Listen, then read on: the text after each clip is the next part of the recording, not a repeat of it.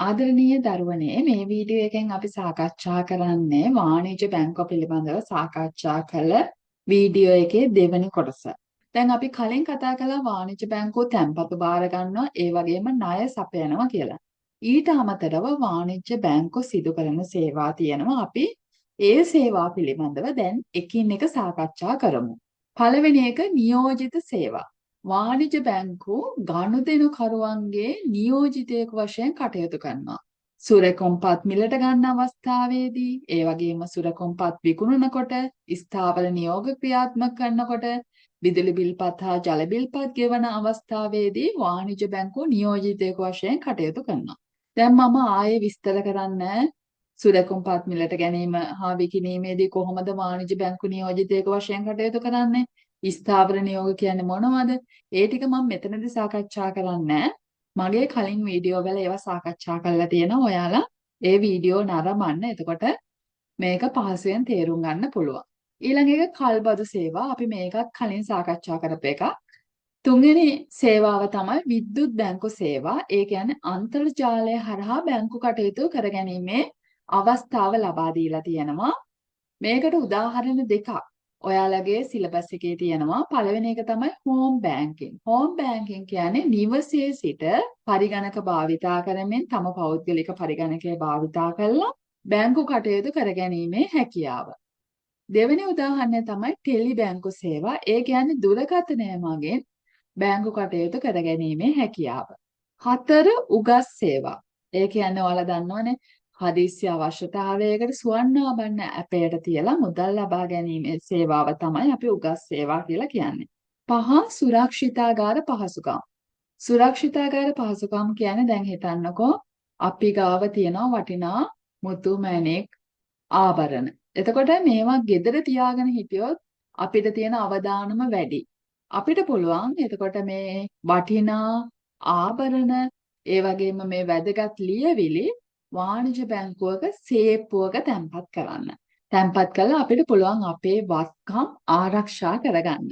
ඒකට අපි කියනවා සුරක්ෂිතාගාර පහසුකම කියලා. ඊළඟ එක විදේශ විනිමය මිලදී ගැනීම හා විකිණීම. ගනුදෙනුකරුවන්ගේ විදේශ මුදල් මිලට ගන්නවා. ඒ වගේම ඔවුන්ට අවශ්‍ය විදේශ මුදල් විකිණීම වාණිජ්‍ය බැංකුව මගින් සිදු කරනවා. ඊළඟ එක මුදල් ප්‍රේෂණ කටයුතු. ඒ කියන්නේ විදේශයක සිටින පුද්ගලයන්ගෙන් ලැබෙන මුදල් රැස් කරනවා. අපි ඒකට කියනවා මුදල් ප්‍රේෂණ කටයුතු. ඒ කියන්නේ ගිණුම් හිමියා වෙනුවෙන් ඔහුට ලැබීමට ඇති මුදල් ඔහුගේ ගිණුමේ රැස් කරන එකට අපි කියනවා මුදල් ප්‍රේෂණ කටයුතු. ඊළඟ සේවාව තමයි ණයපත් සේවාව. ඒ කියන්නේ ක්‍රෙඩිට් කාඩ් භාවිතා කරන්න අවස්ථාව ලබා දීලා තියෙනවා. යම් සීමාවක් දක්වා අපිට ණයට භාණ්ඩ හා සේවා මිලට ගැනීමේ හැකියාව ලබා දීලා තියෙනවා. ඒ කියන්නේ ක්‍රෙඩිට් කාඩ් පහසුකම ලබා දීලා තියෙනවා.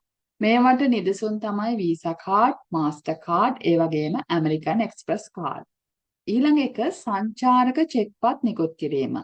දේශීය වගේම විදේශීය සංචාරකයන්ට ගනුදෙනු පහසුවෙන් කර ගැනීම සඳහා නිකුත් කරන චෙක්පත් විශේෂයකට තමයි අපි කියන්නේ සංචාරක චෙක්පත් කියලා. එතකොට මෙතනදී මේ සංචාරකයන්ට පුළුවන් තමන් සතු මුදල් බැංකුවට ලබා දීලා ඒ වටිනාකමට බැංකුවෙන් චෙක්පත් ලබා ගන්න. ඒ වගේම සංචාරයේ යෙදෙන අතරතුරදී ඒ අදාළ ප්‍රදේශීය වාණිජ්‍ය බැංකුවකින් එම සංචාරක චෙක්පත් නැවත මුදල් බවට පත් කරගන්න පුළුවන්. එතකොට මේකෙන් තියෙන වාසිය තමයි සංචාරකයන්ට මුදල් ගෙන යාමේදී සිදුවන අවදානම අවම කරනවා. දැන් අපි මුදල් ගෙනියනවා නම් අපි මුදල් විශාල ප්‍රමාණයක් ගෙනියන්න එපා. හැබැයි අපි චෙක්පතක් ගෙනියනවා නම් ඒක අපිට අවදානම අඩුයි. ඊළඟ එක ස්වයංක්‍රීය බැංකු සේවා. බැංකුවට නොගිහිල්ලා අපිට බැංකු කටයුතු කරගන්න පුළුවන්. ඒ වගේම දවසේ ඕනෑම වෙලාවක අපිට බැංකු කටයුතු කරගන්න පුළුවන් මේ ස්වයංක්‍රීය බැංකු සේවා නිසා. දැන් අපි බලමු ස්වයංක්‍රීය බැංකු සේවා නිසා ගනුදෙනුකරුවන්ට අත්වන වාසිය ටෙලර් කාඩ්පත් භාවිතයෙන් ගිණුමෙන් මුදල් ආපසු ගැනීම. ATM යන්ත්‍ර භාවිතා කරලා අපිට මුදල් ගන්න පුළුවන්. ඒ වගේම ගිණුමට මුදල් තැන්පත් කරන්න පුළුවන්. CDM යන්ත්‍ර භාවිතා කරලා මුදල් තැන්පත් කරන්න පුළුවන්. ගිණුමකින් ගිණුමකට මුදල් මාරු කරන්න පුළුවන්. ඒ වගේම ගිණුමේ ශේෂය දැනගන්න පුළුවන්. බිල්පත් ගෙවන්න පුළුවන්. ඒ වගේම ස්වයංක්‍රීය බැංකු සේවා නිසා බැංකු වලට අත්වන වාසි ගැන කතා කළොත් පිරිවැය අඩු වෙනවා, තදබද්දේ අඩු වෙනවා, නිර්වද්‍යතාවය ඉහළයි. ඒ වගේම කාර්ය මණ්ඩලය අඩු කරගන්න පුළුවන්. බැංකු සේවා පුළුල් වෙලා බැංකුවල ලාභදායීත්වය වැඩි වෙනවා. ඒ වගේ වාසි තියෙනවා. ඊළඟ එක ණයවර ලිපි නිකුත් කිරීම. ණයවර ලිපියක් කියන්නේ මොකක්ද කියලා තාම ඔයාලා ඉගෙනගෙන නැතුව ඇති. ණයවර ලිපි ගැන අපි කතා කරන්නේ 12 ශ්‍රේණිය අවසාන පාඩමේදී.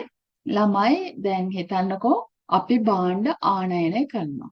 හැබැයි ආනයන කරන අවස්ථාවේදීම අපි මුදල් ගෙවන්නේ නැහැ. අපි මොකද කරන්නේ? වාණිජ බැංකුවකින් ණයවර ලිපියක් ගන්නවා. අපි මේ ණයවර ලිපිය ඉදිරිපත් කරනවා අපනයන කරුගේ බැංකුවට. ඉදිරිපත් කළා අපි කියනවා අපි මේ මුදල අනිවාර්යයෙන්ම ගෙවනවා කියලා අපි සහතිකයක් දෙනවා. ඒක තමයි ණයවර ලිපියක් කියලා කියන්නේ. ඊට අමතරව සපයන සේවා තියෙනවා රක්ෂණ සේවා සපයනවා, ඒ වගේම වෛද්‍ය සේවා සපයනවා, ඒ වගේම ජනාකීර්ණ ස්ථානවල ATM යන්ත්‍ර ස්ථාපිත කරලා තියෙනවා. ඒ වගේම ATM යන්ත්‍ර තියෙනවා චෙක්පත් වගේම මුදල් තැන්පත් කරන්න පුළුවන්. එවැනි සේවා වාණිජ්‍ය බැංකුව විසින් සපයනවා. ඉතින් දරුවනේ මේ වීඩියෝ එක නැරඹුවාට ස්තුතියි. මම ඔයාලට ආරාධනා කරනවා මගේ channel එකට subscribe කරන්න, like කරන්න, comment කරන්න කියලා.